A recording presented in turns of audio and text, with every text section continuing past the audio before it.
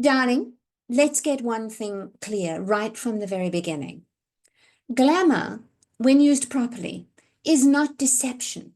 It is direction. You are not pretending. You are not performing. What you're doing is tilting the mirror of perception deliberately, strategically, deliciously, and with power. In this video, I'm going to share the truth about glamour magic as I live it. Why it's been so demonized, why it's secretly the most potent manifesting tool of them all, and why the world needs you to be more you than ever before. Whether you've always been a little bit extra, or whether you're just now waking up to the fact that your sparkle is sacred, this is your invitation to step into the light and own it. Welcome to Glamour Magic. Shall we begin?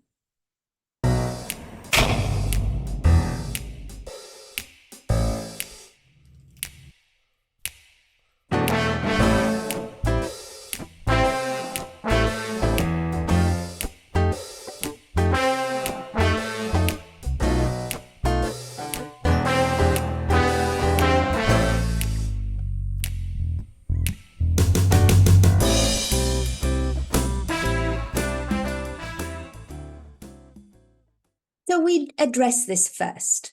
True glamour has nothing to do with creating a false impression. You're not covering anything up or altering the substance of you. Any artifice you might imply is external. It is intentional and strategic. Glamour is not, as the old definitions would have us believe, the creating of an illusion. What glamour does is direct the eye. So in the wardrobe department of the opera house on whose stage I starred in many a role for over 25 years, they'd repeat my mantra: if the cleavage is low enough, nobody notices a droopy butt. So crass, maybe, useful, very.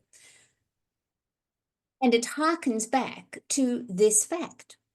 If our individual worlds are a reflection of our inside world, which is what everything says, quantum physics, metaphysics, everything, your inside world, your outside world is a reflection of your inside world, then I see glamour magic as a strategic tilt of that metaphorical mirror. Glamour is a kind of magic that tilts the mirror of reality just so that I can create the effect I desire, so that I get what I want. And you can too. Yes, it's manipulative, but darling, so is every other manifesting technique. Let's be real here. And that's its subversive power, right? Because it works, it's been vilified. True glamour will only enhance what's inside you, kind of like money does. Confidence, ambition, gender fluidity, all the things that society has urged us to keep hidden are highlighted under the spell of glamour. This is why I don't believe that glamour, whether magic or cosmetic, is an illusion. Glamour doesn't instill those things in you, it amplifies them. So for glamour magic to weave its most potent spell, it has to be honest and it has to be true. And when it is, oh, then it is potent. Glamour magic requires, or rather demands, that you own what you want. And it expects you to go for it. And when you do, not only do you influence others seeing you as you want them to see you, but you'll see yourself in a whole new light. And when you tilt that metaphorical mirror, you can't help but see yourself differently. So let's talk about Disney, shall we? Have you ever noticed how the villains in Disney movies are always glamorous? Cruella, Ursula, Maleficent, Jafar, even Gaston.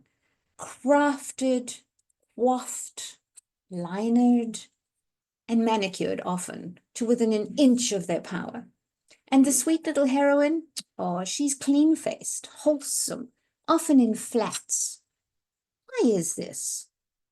It's because to claim your power and use it to get what you want is simply not what good girls do. Hello, patriarchy. Being ambitious, avaricious, and powerful, well, that's all admired in a man, but it's demonized in a woman. And you already know this. I don't need to list examples. They are etched in our upbringing, in every story, every office space, every side eye when you show up in red lipstick and a plan.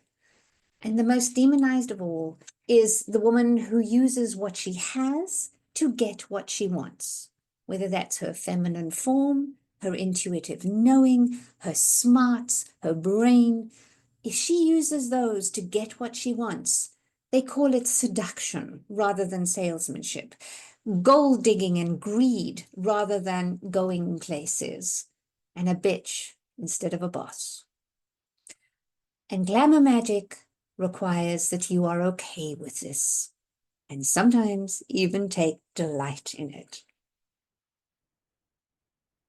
Because just like Dieter Von Teese has built an empowered empire out of an industry that is rooted in misogynistic voyeurism, so glamour magic will let you get really honest about how you're willing to be seen in your desire, in your wanting, in your greed, in your ambition. Are you up for that? Here's something to write on a post-it note and stick it on your mirror. Beauty is, glamour does. This is something I learned from the incredible Deborah Castellano, from her book, Glamour Magic, The Witchcraft Revolution to Get What You Want. Highly recommended. Glamour is, at first, an artificial construct, right? It takes time and effort and diligence to tilt that metaphorical mirror just so, and you do it by adjusting your look, your style, but also your mindset and your attitude. It takes devotion and stamina to hold that until it becomes your default setting. In other words, glamour takes work, and weirdly, people find that off-putting. If you look like you're putting a lot of effort into something, people kind of don't see that it's as worthwhile. We all want to believe that beauty and love and success are effortless. I mean, seriously, of course we do. Which is why we spend so much time looking for that golden ticket, you know, the latest potion, the 10 key tips to manifesting $1 million. But glamour magic doesn't work like that.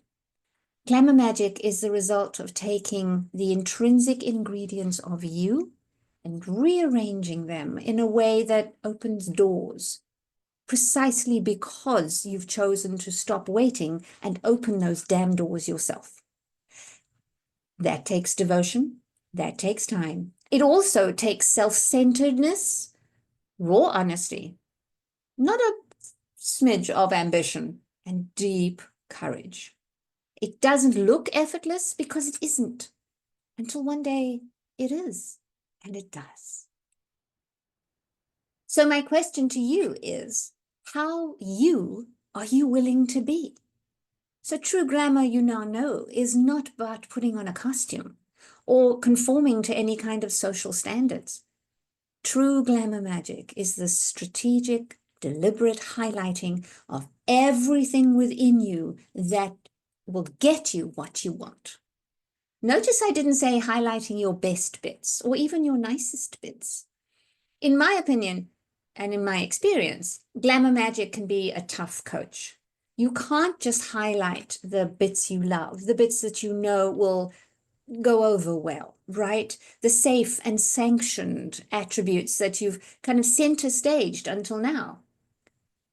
She knows where your power is. And glamour's going to ask you not only to own the bits that you've hidden, but to celebrate them, to put them front and center and strut your stuff. But take heart. Some of the most spellbinding women in history have been celebrated for their unwholesome traits. Think of the wicked sarcasm of Dorothy Parker, or the utterly amoral Anais Nin, and the risque to the point of almost illegal Mae West. This is the risk you take, Angel. Your desire demands no less than absolute commitment. So your glamour will start with introspection. What do you really want? And what do you have within you that can help you get there? So as Exhibit A, may I present my own glam transformation? So for more years than I care to remember, I tried to be more goth. Yeah. I had such issues around not being dark and mysterious and feisty and sort of Joan Collins in Dynasty. I'm dating myself here. I was terrified of being dismissed as shallow, as too sparkly to have any substance, too sparkly to matter. And Glamour Magic taught me to own the fact that I will always be more Glinda than Maleficent. But you know what? I discovered that Maleficent is soft-hearted, and Glinda, she's a bitch. I mean, seriously, look at the facts. Dorothy emerges from this freshly landed house, and by the time Glinda gets to her, she's already got the shoes on, right? She's got the ruby slippers on. Does Glinda say, "Oh, sweetie, you don't need me. You've already got everything you need. Just click your heels and you'll be on your way"? Oh, no. Glinda is, after all, a glamour witch. She knows what she wants, and she's willing to use her sparkle, her effervescent luminousness, to achieve her own ends. She wants a certain green-tinged witch utterly annihilated. And guess what? She just got gifted this tourist. So what does she do? She smiles. She tilts the mirror just so, and she sends Dorothy off to do her dirty work. So who's the wicked witch here? Glamour Magic has made me own everything I liked the least about myself. The things I thought were getting in the way of making the impact the way I wanted to. Like my light, my sparkle, my apparently internal ingenue vibe, despite being nearly in my 7th decade. And it's my own ambition, my hedonism, my deep abiding addiction to luxury that has paved the way. It's also made it unequivocally clear that in late 2017, I had created for myself a situation that I simply couldn't thrive in.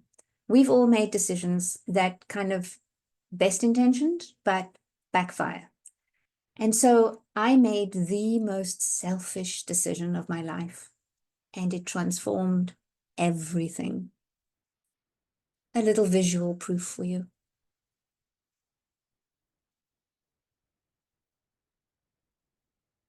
So you are going to have to find your own frequency, that exquisite, exclusive mix of bass notes and higher octaves that are as unique to you as your fingerprint. And I can help with that, by the way. It's my full-time job now. I love what I do. But in the meantime, I'm going to recommend that you begin by interviewing your future self. So let's make this practical. Glamour Magic is, after all, not theory. It's a technique. You're going to make an appointment, a deliberately scheduled time, and honor it like you're meeting someone important, because you are. I'm going to suggest you go to a coffee shop or an art gallery or a 5-star hotel lobby, for example, or some place that feels like how you want to feel. If you choose to be at home, bring out your special crockery, your crystal champagne flute, have on hand the most decadent of treats.